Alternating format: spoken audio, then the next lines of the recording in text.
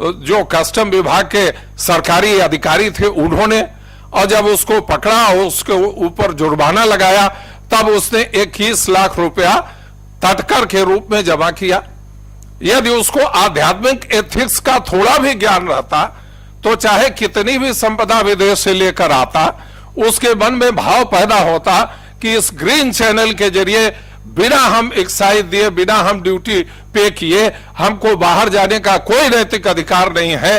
ये नैतिकता का बोध हमारे अंदर किसी भी संस्था के संचालन का सबसे प्रमुख तत्व है, और उस तत्व को जाने बिना हम न आध्यात्मिकता को समझ सकते हैं, न हम एथिक्स को समझ सकते हैं। और इसीलिए ये तो बनारस ऐसे लोगों की जगह है जिन्होंने क्या कहा, हमने ईसोपनिषद का एक वाक्य कहा और दूसरा वाक्य यहीं के एक संत ने कहा, क्या कहा, साई इतना दीजिए जामे कुटुंब समाए, आप न भूखा रह सको साधु न भूखा जाए।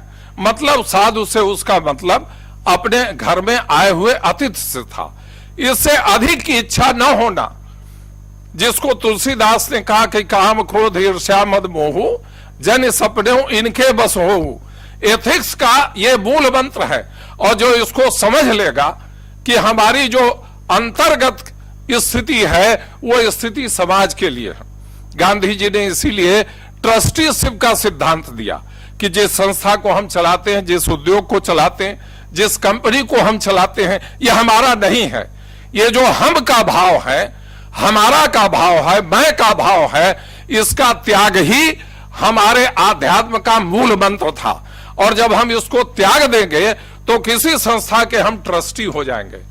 गांधी जी कहते थे उद्योग चलाते हो तो ठीक है, लेकिन इसको अपनी चीज न समझकर तुम इसके ट्रस्टी हो। तुम्हारे साथ काम करने वाले जितने भी मजदूर हैं, जितने भी कार्यकर्ता हैं, जितने भी प्रबंध समिति के सदस्य हैं, इसके ट्रस्टी हैं। और ट्रस्टी होकर जैसा सबका भाव हो, जैसी सबकी कीमत हो, जैसे सबके सम की जितनी सामर्थ्य हो, उस सामर्थ्य के हिसाब से काम करो। और इसीलिए वो कहते थे यदि भारत आजाद हो गया तो उस आजाद भारत में वकील और नाई दोनों की फीस बराबर होगी।